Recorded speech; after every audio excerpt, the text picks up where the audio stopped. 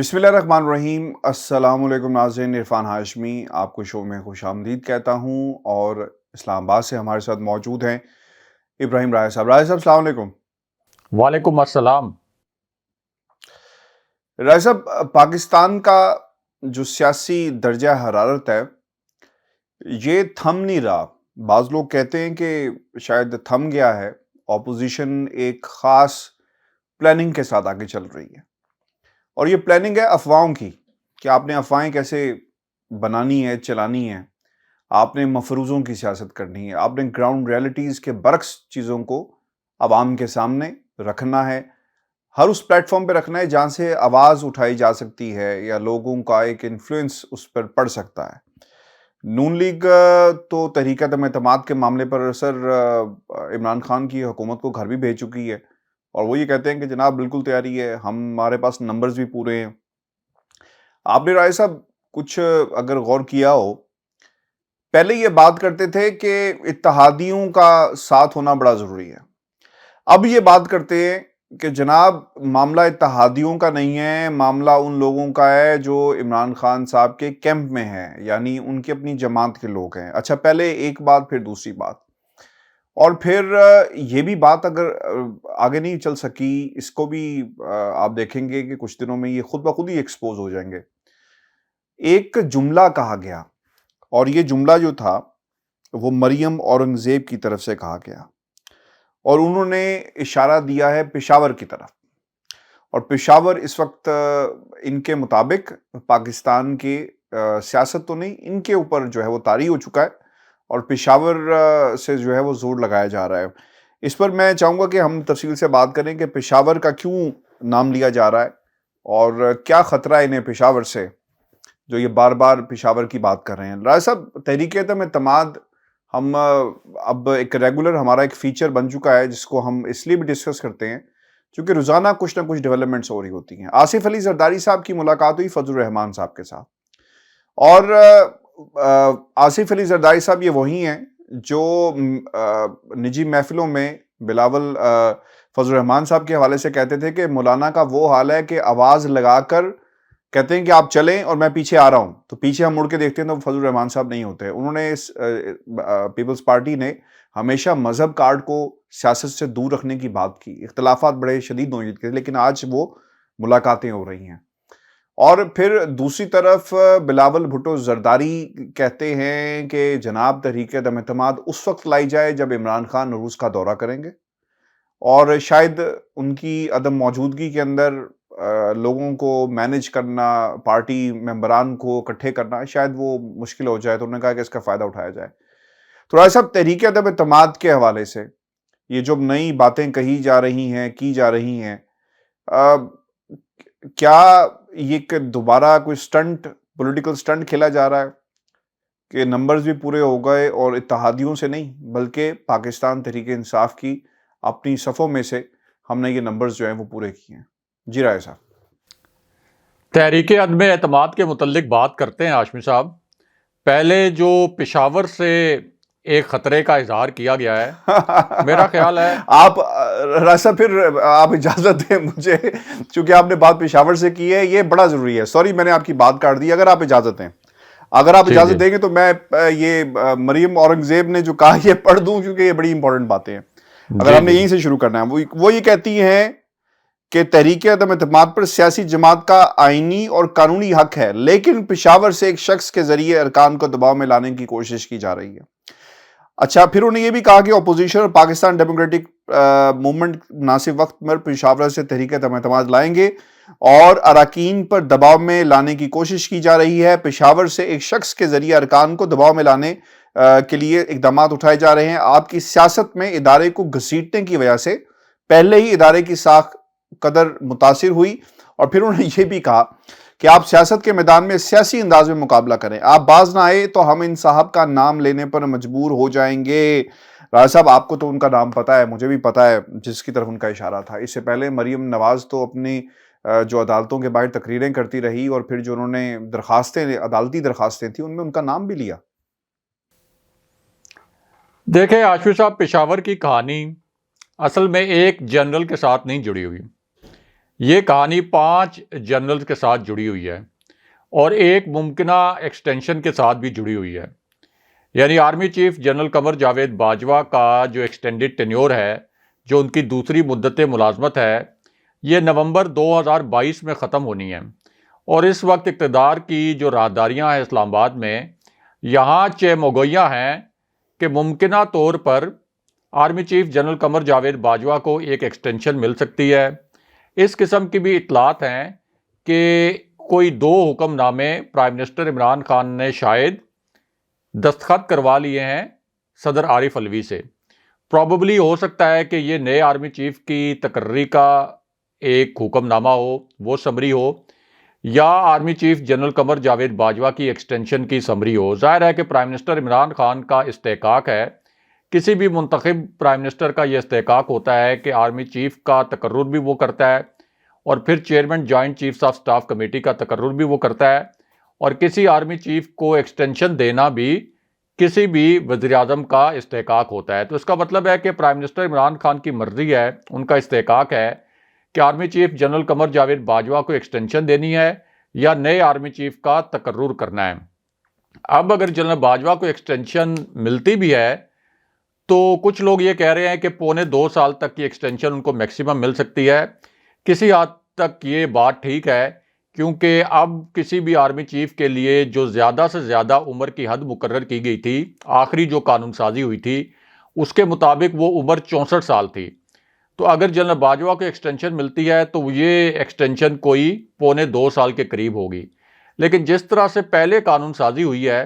اسی طرح ایک نئی قانون سازی بھی ہو سکتی ہے، اور یہ ایکسٹینشن 3 سال کی بھی ہو سکتی ہے. یعنی یہ کوئی مشکل کام نہیں ہے کہ اگر پرائم منسٹر عمران خان چاہیں کہ army chief general Qamar Javed Bajwa کو 3 سال کی ایکسٹینشن دینی ہے اور جنرل باجوہ 3 سال کی ایکسٹینشن ایکسیپٹ کرنا چاہیں تو اس حوالے سے قانون میں ترمیم بھی کی جا سکتی ہے. اب یہ جو 5 جنرلز کا قصہ ہے جو براہ راست پشاور سے جڑا ہوا ہے، اسی قصے کی وجہ سے آپ کہہ سکتے ہیں کہ بڑی خوفزدہ ہے اس وقت اپوزیشن، خاص طور پر مسلم لیگ نون. اس کی وجہ یہ ہے ہاشمی صاحب کہ اگر جنرل باجوہ اپنے وقت پہ ریٹائر ہو جاتے ہیں، یعنی وہ ایکسٹینشن نہیں لیتے، یا پرائم منسٹر عمران خان یہ فیصلہ کرتے ہیں کہ نہیں ہم نے نئے آرمی چیف کا تقرر کرنا ہے، تو 5 جو سب سے سینئر جنرلز ہیں ان میں ظاہر ہے کہ جنرل عاصم منیر شامل ہیں، کور کمانڈ کر چکے ہیں اور اس وقت موسٹ سینئر جنرل ہیں.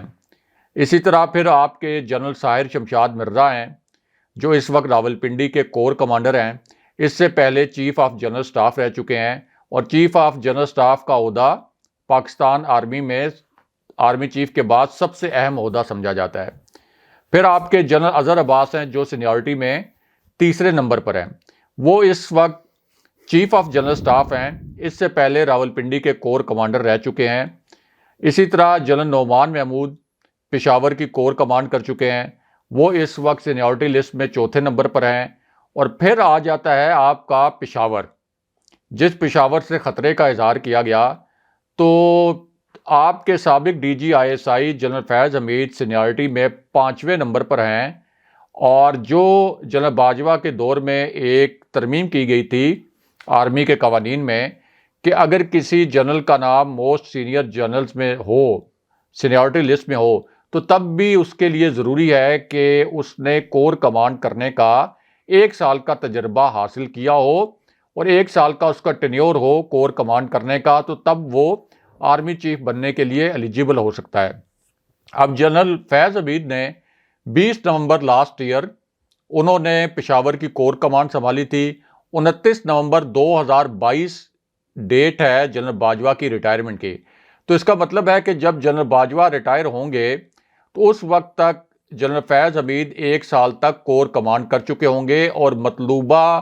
جو ایک آپ کہہ سکتے ہیں کہ قابلیت، صلاحیت، ریکوائرمنٹ، جو ایک کرائٹیریا سیٹ کیا گیا تھا کہ 1 سال تک آپ نے کور بھی کمانڈ کی ہو، تو ان کو 1 سال کا تجربہ بھی ہو چکا ہوگا، وہ ریکوائرمنٹ پوری ہو چکی ہوگی. اب اپوزیشن کو خطرہ یہ ہے، خاص طور پر نون لیگ کو، یعنی یہ ان کی کیا سرائی ہے کہ ہو سکتا ہے prime minister Imran Khan general Faiz Hameed کو آرمی چیف بنا دیں. اگرچہ پرائم منسٹر عمران خان نے بالکل اپنا ذہن جو ہے اس حوالے سے بڑے کلیئرلی انہوں نے کہا کہ ابھی تو جنرل باجوہ کا ریٹائرمنٹ کی جو ان کی ڈیٹ ہے وہ بھی بڑی دور ہے. تو ہم نے تو نئے آرمی چیف کی تقرری یا ایکسٹینشن کے متعلق کچھ بھی نہیں سوچا کیونکہ ابھی وہ وقت نہیں آیا. لیکن نون لیگ کو خطرہ یہ ہے کہ ایسا نہ ہو کہ جنرل فیض حمید آرمی چیف بن جائیں، اور اگر پرائم منسٹر عمران خان ان کو آرمی چیف بنا دیتے ہیں تو پھر نون لیگ جس قسم کے الزامات جنرل فیض حمید پر لگاتی رہی ہے، جس قسم کے خدشات کا اظہار کرتی رہی ہے، جس قسم کے تحفظات ظاہر کرتی رہی ہے، اور ایسے الزامات لگائے گئے، یعنی جج صاحبان سے ملے، اس کے بعد براہ راست پارلیمنٹرینز کو کالز وغیرہ کیں، اگرچہ کبھی بھی اس کے کوئی ٹھوس شواہد سامنے نہیں لائے گئے. تو اس کا مطلب یہ ہے کہ مریم نواز جو آخری حد تک چلی گئی تھیں اور جنرل فیض حمید کو ٹارگٹ کرنے کے لیے، اس کا مقصد یہ تھا کہ 4 جو موسٹ سینئر جنرلز ہیں ان سے الگ تھلگ کیا جائے، جنرل فیض حمید کو ان کو آئسولیٹ کیا جائے، اور اس طرح ان کو الگ کر کے ٹارگٹ کیا جائے. تو شاید یہ جو باقی فوج ہے اس کا برا نہیں منائے گی. یعنی فوج کو منقسم کرنے کی، فوج کو تقسیم کرنے کی ایک سازش کی مریم نواز نے. اور پہلے تو یہ سازش وہ اس وقت بھی کر رہی تھیں جب وہ ڈی جی آئی ایس آئی تھے، لیکن جیسے ہی انہوں نے دیکھا کہ اب وہ ڈی جی آئی ایس آئی کے عہدے پر نہیں رہے اور ایک نئے ڈی جی آئی ایس آئی آ گئے، کیونکہ ظاہر جنرل فیض حمید کے لیے کور کمانڈ کرنا بہت ضروری تھا تاکہ آرمی چیف کی پوٹینشل ریس میں وہ ایلیجیبل ہو جائیں. تو جیسے ہی انہوں نے دیکھا کہ وہ اس اہم عہدے سے ہٹے ہیں تو اس کے بعد ان کے اوپر یہ حملے تیز کر دیے گئے. اور اب یہ جو مسلم لیگ نون کی ترجمان کا یہ بیان آیا ہے، یہ اسی سلسلے کی کڑی ہے کہ جنرل فیض حمید کے اوپر آپ تنقید کریں اور ہر طریقے سے جنرل فیض حمید کا اگر کوئی چانس بن سکتا ہے آرمی چیف بننے کا تو ان کا راستہ روکنا ہے. دوسرا کنٹروورشل کرنا ہے، کنٹروورشل بنائیں تاکہ جی کنٹروورشل کریں گے، اس کا مقصد یہی ہے کہ راستہ روکا جائے. دوسرا یہ جو کہتے ہیں کہ پشاور سے کالز آ رہی ہیں اور پشاور سے کالز آ رہی ہیں ارکان پارلیمنٹ کو، تو اب تو وہ پشاور کے کور کمانڈر ہیں، اب تو آئی ایس آئی کے ساتھ ان کا کوئی تعلق نہیں ہے، اور جو نئے ڈی جی آئی ایس آئی آئے ہیں وہ تو پبلک اپیرنس تک بھی دینا گوارا نہیں کرتے. اور سینٹ میں جہاں ان کی عددی اکثریت تھی وہاں ان کو 3 مرتبہ شکست ہو چکی ہے. آخری شکست ان کو صرف 1 ہفتہ پہلے ہوئی ہے اوگرا ترمیمی بل پر، اور وہاں پہ 29 ووٹ جو ہیں وہ برابر ہو گئے تھے، اور پھر چیئرمین سینٹ نے ووٹ ڈال کر حکومت کی جیت کو یقینی بنا دیا. تو جہاں یہ سینٹ میں نہیں جیت سکتے، اپنے ممبرز پورے نہیں کر سکتے، اور یہی پتا چلا کہ ان کے ممبرز اچانک غائب ہو گئے تھے آخری وقت پر، اور کوئی اس وجہ سے غائب نہیں ہو گئے تھے کہ ان کو کوئی کال آ گئی تھی کور کمانڈر پشاور کی یا آئی ایس آئی کی جانب سے. ایک آپ لاپرواہی بھی کہہ سکتے ہیں. دوسرا آپ یہ بھی کہہ سکتے ہیں کہ بہت سے لوگ ایسے ہوتے ہیں اپوزیشن کی صفوں میں بھی، کچھ ہو سکتا ہے حکومت کی صفوں میں بھی ہوں، جنہوں نے کہیں نہ کچھ کمپرومائزز کیے ہوتے ہیں مشترکہ مفادات کے تحت. مثال کے طور پر دلاور خان گروپ آپ دیکھ لیں کہ ہمیشہ وہ سینٹ میں حکومت کے حق میں ووٹ کر دیتا ہے. اسٹیٹ بینک ترمیمی بل پر بھی اس نے حکومت کے حق میں ووٹ کر دیا تھا، اوگرا ترمیمی بل پر بھی اس نے حکومت کے حق میں ووٹ کر دیا تھا. تو ان کے اپنے ارکان جب پورے نہیں ہوتے اور اب ان کو پتا ہے کہ تحریک عدم اعتماد کے لیے نمبر پورے نہیں ہو رہے، تو اس لیے اب یہ ایک فیس سیونگ حاصل کرنے کے لیے ایک آسان ہدف انہوں نے چنا ہے کہ ٹھیک ہے جنرل فیض حمید کے اوپر ہم الزام لگائیں. اگر ان کے پاس کوئی کالز کا ریکارڈ ہوتا، اب تو وہ ڈی جی آئی ایس آئی بھی نہیں ہے، اگر ان کے پاس کوئی شواہد ہوتے تو یہ پریس کانفرنس کرتے، 1 منٹ نہ لگاتے، کیونکہ تحریک عدم اعتماد تو ان کے لیے اب سیاسی زندگی اور موت کا مسئلہ بن گیا ہے. یہ ایک بند گلی میں جا چکے ہیں. تحریک عدم اعتماد اگر پیش نہیں کرتے تو تب بھی صبح کی، اگر پیش کر دیں اور وہ ناکام ہو جائے تو پرائم منسٹر عمران خان زیادہ مضبوط ہو جائیں گے. اس لیے ان کو اب سمجھ نہیں آ رہی کہ فیس سیونگ کیسے حاصل کرنی ہے، تو انہوں نے سوچا کہ چلیں جنرل فیض حمید پر الزام لگاتے ہیں. دوسرا یہ جو کہہ رہے ہیں کہ پرائم منسٹر عمران خان روس کے دورے پر گئے ہیں، جانا ہے انہوں نے، تو ان کے دورہ روس کے دوران ہی یہ تحریک عدم اعتماد پیش کر دی جائے تو شاید کوئی اپسیٹ ہو جائے. اگر بلاول بھٹو یہ کہہ رہے ہیں تو ان کو تھوڑے سے تحریک عدم اعتماد کے حوالے سے جو قواعد و ضوابط ہیں وہ ایک مرتبہ پڑھ لینے چاہیے، یا فاروق ایچ نائک سے پوچھ لیں جو کہ قانونی جادوگر ہیں پیپلز پارٹی کے،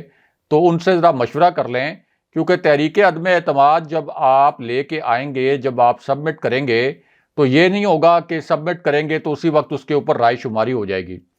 اسپیکر کے پاس اختیار ہے کہ وہ 7 دن تک اس معاملے کو التوا میں رکھ سکتا ہے. یعنی وہ یہ کہے کہ ہم نے 7ویں دن جا کے اس کے اوپر رائے شماری کرانی ہے. 7 دن سے زیادہ تو التوا میں نہیں رکھ سکتا. پرائم منسٹر عمران خان کا دورہ ہے 2 دن کا. اسی طرح اسپیکر 3 دن سے پہلے اس کے اوپر رائے شماری نہیں کرا سکتا.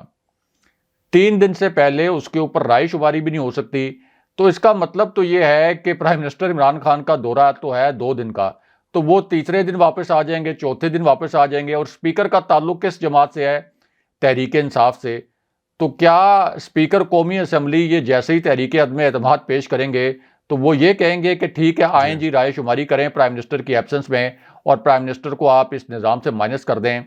تو یہ ایک آپ کہہ سکتے ہیں کہ بلاول بھٹو کل یہ کہیں گے کہ دیکھیں میں نے تو بڑی زبردست تجویز پیش کی تھی کہ فوراً تحریک عدم اعتماد پیش کریں, لیکن پی ڈی ایم چونکہ فوراً تحریک عدم اعتماد پیش کرنے پر راضی نہیں ہوئی, تو اس وجہ سے یہ تحریک عدم اعتماد کامیاب نہیں ہو سکی. پرائم منسٹر عمران خان کا بڑا ہائی پروفائل وزٹ ہے, اور اس وزٹ کو لے کر یا اس کی آڑ میں اگر یہ اس طرح کی تجاویز لے کے آ رہے ہیں کہ ہم تحریک عدم اعتماد کو فوراً اور اچانک پیش کر دیں, تو پہلے جو اپنے قانونی اور آئینی ماہرین ہیں ان سے مشورہ کر لیں کہ تحریک عدم اعتماد پیش کرنے اور اس کے اوپر رائے شماری کا طریقہ کار کیا ہے اور کتنے دنوں میں رائے شماری ہوتی ہے. رائے صاحب, لیکن یہ جو بات کی جا رہی ہے ملاقات کی, آصف علی زرداری, فضل الرحمان, سر یہ کون سا کوئی حالات کو بدل دے گی ملاقات؟ آپ کو لگتا ہے کہ یہ صرف اور صرف فیس سیونگ ایک دوسرے کی کر رہے ہیں؟ اور ایک یہ بھی بات, اور دوسری بات یہ کہ بلاول کہہ رہا ہے کہ ہم نے تو پہلے ہی کہا تھا یہ ہماری کامیابی ہے, جس سبق کو ہم پڑھانا چاہ رہے تھے تمام جماعتوں کو, آج وہ سبق پڑھ بھی رہے ہیں اور اسے یاد بھی کر رہے ہیں رٹا لگا کر, اور وہ یہ ہے کہ تحریک عدم اعتماد لے کر آؤ. فضل الرحمان سے تحریک عدم اعتماد کے حوالے سے آصف علی زرداری نے کیا ملاقات کرنی ہے؟ یعنی فضل الرحمان سے انہوں نے کیا حاصل کرنا ہے؟ کیا کہا ہوگا؟ متحدہ مجلس عمل کی 15 نشستیں ہیں قومی اسمبلی میں, یہ 15 کے 15 ارکان سب کے سب فضل الرحمان کے زیر اثر نہیں ہیں, لیکن اگر یہ زیر اثر ہوں بھی تو یہ 15 نشستیں تو پہلے ہی اپوزیشن کے پاس ہیں. یعنی فضل الرحمان نے تو اس بات پر اتفاق رائے کر لیا ہے اب کہ تحریک عدم اعتماد ہم لائیں گے, ان کے بقول یہ تحریک عدم اعتماد جلد لائی جائے گی. تو کیا آصف علی زرداری فضل الرحمان سے تحریک عدم اعتماد کے لیے حمایت مانگنے گئے تھے, یا فضل الرحمان آصف علی زرداری سے کہہ رہے تھے کہ ہم تحریک عدم اعتماد لے کے آ رہے ہیں تو آپ کوئی اس کی حمایت کریں؟ اصل میں ہاشمی صاحب یہ میٹنگ ہوئی, دیکھیں اس کی ہیڈ لائنز بنی, میڈیا میں اس کو جگہ ملی, شہ سرخیاں بنی, تو اس میٹنگ سے نکلا تو کچھ نہیں. یہ کوئی چودھری پرویز لائی یا آصف علی زرداری کی ملاقات تو نہیں تھی کہ جس کے اندر آپ یہ کہہ سکتے کہ کوئی بریک تھرو کا امکان ہو سکتا تھا, یا آصف علی زرداری کی کسی حکومت کی اتحادی جماعت سے یا جہانگیر ترین سے ملاقات تو نہیں تھی. لیکن اس کے باوجود اس ملاقات کی ایک ہائپ کریٹ کی گئی کہ آصف علی زرداری اور فضل الرحمان کی ملاقات ہونے والی ہے. ان کی ملاقات سے کیا فرق پڑتا ہے؟ جو 55 کا فگر ہے پیپلز پارٹی کے پاس اور 15 کا فگر ہے جے یو آئی کے پاس قومی اسمبلی میں, وہ تو پہلے ہی موجود ہے, اور یہ دونوں جماعتیں پہلے ہی تحریک عدم اعتماد پر ایک پیج پر ہیں, ایک ہی انہوں نے اتفاق رائے کیا ہوا ہے. تو پھر اس ملاقات کا تو کوئی فائدہ نہیں ہے. لیکن اس قسم کی ملاقاتیں کرنے کا مقصد یہ ہوتا ہے کہ ایک میڈیا میں ہائپ کریٹ کی جائے کہ تحریک عدم اعتماد کے معاملے پر آصف علی زرداری اور فضل الرحمان کی ملاقات ہو گئی. حالانکہ اس ملاقات سے کیا فرق پڑتا ہے؟ نہ 15 سے وہ اپنے ارکان کو 20 کر سکتے ہیں یعنی فضل الرحمان, نہ آصف علی زرداری 55 سے اپنے ارکان کو 60 کر سکتے ہیں. تو اس لیے اس ملاقات میں سے کچھ نہیں نکلا. اس ملاقات کے بعد آپ دیکھ لیں کہ کوئی اس کا اعلامیہ وغیرہ بھی جاری نہیں کیا گیا, اور بس یہی کہا گیا کہ تحریک عدم اعتماد کے لیے کوششیں جاری رکھیں گے اور اپنے نمبر پورے کرنے کی کوشش کریں گے, اور امید ہے کہ تحریک عدم اعتماد کامیاب ہوگی. تو آپ دیکھیں گے کہ آخر میں یعنی اب ان کو چودھری پرویز لائی سے بھی نہ ہو گئی, ایم کیو ایم سے بھی نہ ہو گئی ہے. Prime minister Imran Khan probably M Q M کا جو بہادر آباد کا مرکز ہے وہاں کا دورہ بھی کریں گے. تو ان کو جب سب جگہ سے نہ ہو گئی ہے تو یہ آپس میں میٹنگز ہی کرتے رہیں گے. آخری ان کا جو ایک آپ کہہ سکتے ہیں کہ امید ہے، آس ہے، وہ جہانگیر ترین گروپ پر ہے کہ جہانگیر ترین گروپ کے پاس جو 6 ارکان قومی اسمبلی ہیں اور 17 ارکان صوبائی اسمبلی ہیں، حالانکہ 17 صوبائی اراکین اسمبلی نہیں ہیں ان کے پاس، 13 اصل فگر ہے، لیکن کلیم کیا جاتا ہے کہ 17 ہیں۔ تو ان کی آخری آس جہانگیر ترین پر ہے کہ ان کے پاس 6 ارکان قومی اسمبلی ہیں۔ اول تو جہانگیر ترین اس قسم کا کوئی فیصلہ نہیں کریں گے اس وقت تک جب تک چودھری پرویز لائی MQM اور بلوچستان عوامی پارٹی تحریک عدم اعتماد کی حمایت کا فیصلہ نہ کریں، کیونکہ جہانگیر ترین کو یہ پتہ ہے کہ ان کے 6 ارکان سے یہ تحریک عدم اعتماد کامیاب نہیں ہو سکتی، کم سے کم 11-12 ارکان توڑنے ہیں اپوزیشن نے اس وقت حکومت کے۔ دوسرا ان کو یہ بھی پتہ ہے کہ اگر MQM، کاف لیگ اور بلوچستان عوامی پارٹی جو اسٹیبلشمنٹ کی جماعتیں ہیں، اگر وہ اس تحریک عدم اعتماد کو سپورٹ نہیں کر رہی تو اس کا مطلب یہ ہے کہ اسٹیبلشمنٹ اس وقت حکومت کے ساتھ کھڑی ہے۔ تو جہانگیر ترین کیوں چاہیں گے کہ وہ ایک ایسا فیصلہ جو کہ اسٹیبلشمنٹ کرنا چاہتی ہے وہ اس کے مخالف چلیں اور اس کا ان کو کوئی فائدہ بھی نہ ہو۔ دوسرا، کچھ لوگ ایسے ہیں حکومت میں جنہوں نے پرائم منسٹر عمران خان کو یہ مشورہ دیا ہے، جن میں فواد چودھری بھی شامل ہیں، مراد سعید بھی شامل ہیں ہمارے ذرائع کے مطابق۔ انہوں نے پرائم منسٹر عمران خان کو یہ مشورہ بھی دیا ہے کہ جہانگیر ترین خان کو کوئی پیغام پہنچایا جائے یا ان سے آپ ملاقات کر لیں یا ان کو بلا لیا جائے ملاقات وغیرہ کے لیے۔ اور اس پر جو حکومتی ذرائع ہیں وہ یہ کہتے ہیں کہ پرائم منسٹر عمران خان نے اس تجویز کو ڈینائی نہیں کیا، اور جو آرگومنٹ دیا گیا پرائم منسٹر عمران خان کو اور ان کے سامنے جو آرگومنٹ رکھا گیا وہ یہ رکھا گیا کہ اگر اپوزیشن جماعتیں ہمارے اتحادیوں کے ساتھ ملاقاتیں کر سکتی ہیں اور اس میں وہ بالکل بھی کوئی ممانعت محسوس نہیں کر رہی اور بالکل بھی ہچکچاہٹ کا وہ شکار نہیں ہے، تو جہانگیر ترین تو تحریک انصاف کا بہت کلیدی حصہ تھے، ابھی بھی وہ یہ کہتے ہیں کہ میں تحریک انصاف کا حصہ ہوں، اور ظاہر ہے کہ سب کو پتہ ہے کہ جہانگیر ترین کا اس حکومت کو بنانے میں بھی بڑا اہم کردار تھا، پرائم منسٹر عمران خان کے بہت قریب بھی تھے۔ تو اس لیے پرائم منسٹر کو یہ مشورہ دیا گیا کہ اگر کچھ غلط فہمیاں ہیں تو ان غلط فہمیوں کو دور کیا جائے، جو قانونی مقدمات ہیں وہ اپنی جگہ چلیں، قانون اپنا راستہ لے، لیکن جہانگیر ترین کے ساتھ یا تو کوئی میسنجر بھیجا جائے، ان کو کوئی پیغام بھیجا جائے، یا پھر یہ ہے کہ جہانگیر ترین سے کہا جائے کہ پرائم منسٹر عمران خان سے ملاقات کر لیں اگر پرائم منسٹر اس کے اوپر گو اہیڈ دیں۔ تو اس وقت سچویشن جو ہے وہ انڈر کنٹرول ہے تحریک عدم اعتماد۔ لیکن راج صاحب آپ کی کیا رائے ہے؟ مجھ سے اگر کوئی سوال کرے کہ آپ کو ان حالات کے اندر کیا ہاتھ ملانا چاہیے، بڑھانا چاہیے، دیکھیں عمران خان صاحب نے شیخ رشید صاحب کے بارے میں جو ماضی میں کہتے رہے وہ ہمارے سامنے، وہ شیخ صاحب کتنی حکومتوں کے حصے میں کے ساتھ حکومتوں میں رہے،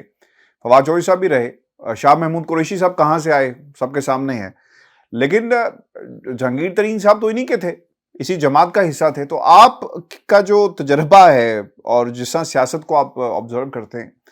آپ کے نزدیک کیا کرنا چاہیے عمران خان کو؟ آئی پرسنلی فیل کہ ٹھیک ہے، قانون اپنا راستہ لے، I agree with this statement, قانون کو اپنا راستہ لینا چاہیے، وہ کیسز کو فیس کریں، اور جو سپورٹ ہے عمران خان کی کے ساتھ وہ ترین گروپ کو اور ترین صاحب کو جو ہے وہ شو کرنی چاہیے۔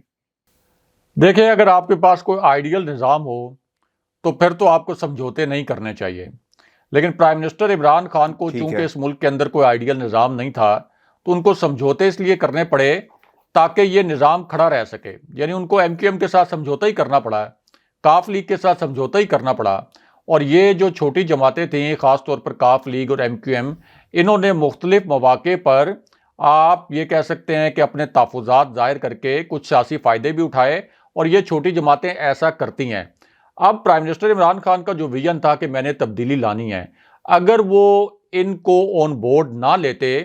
یعنی کاف لیگ کو اور MQM کو، تو اس کا مطلب تو یہ ہوتا کہ تحریک انصاف سب سے بڑی جماعت ہونے کے باوجود، 2018 کے الیکشن میں سب سے زیادہ نشستیں جیتنے کے باوجود، یہ ملک دوبارہ سے پیپلز پارٹی اور مسلم لیگ نون کے حوالے کر دیتی،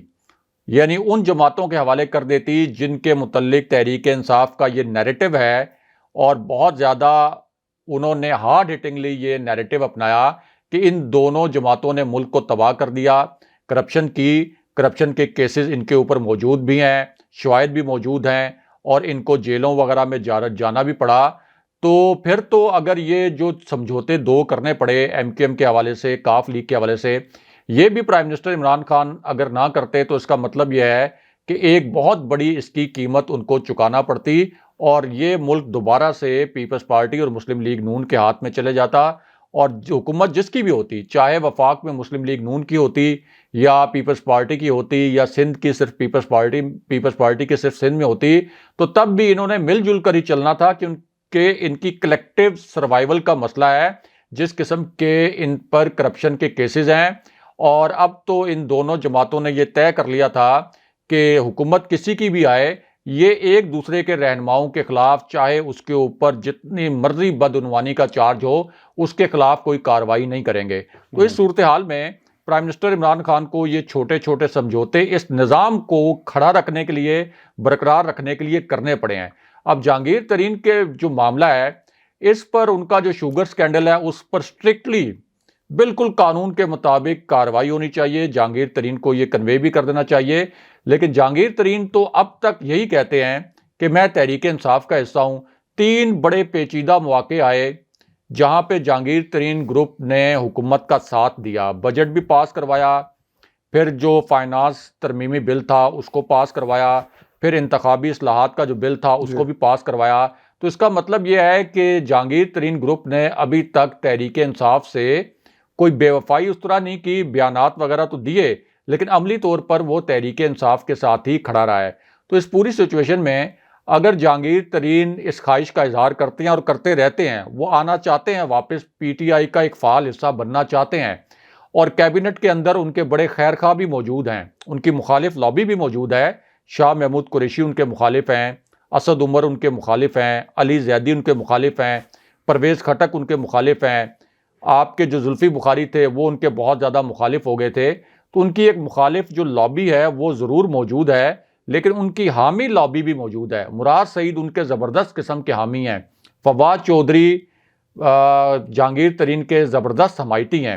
اور پرائم منسٹر عمران خان کو کئی مرتبہ یہ دونوں وزیر پروپوزل دے چکے ہیں کہ جہانگیر ترین کو دوبارہ سے ہمیں پی ٹی آئی کا فعال حصہ بنانا چاہیے۔ جنوبی پنجاب میں ان کا بہت اثر و رسوخ ہے، یہ اثر و رسوخ انہوں نے تحریک انصاف کو حکومت میں لانے اور حکومت بنانے میں استعمال بھی کیا تھا۔ تو اس میں کوئی حرج نہیں ہے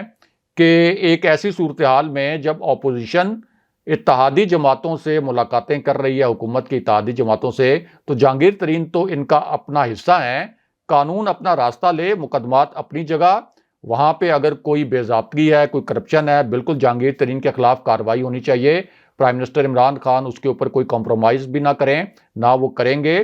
لیکن ان کے ساتھ رابطہ کرنے میں کوئی حرج نہیں ہے، کیونکہ اس سے تحریک انصاف کی جو سیاسی قوت ہے، نہ صرف یہ کہ وہ ابھی بڑھے گی بلکہ 2023 کے الیکشن میں بھی اس کا بڑا فائدہ ہوگا۔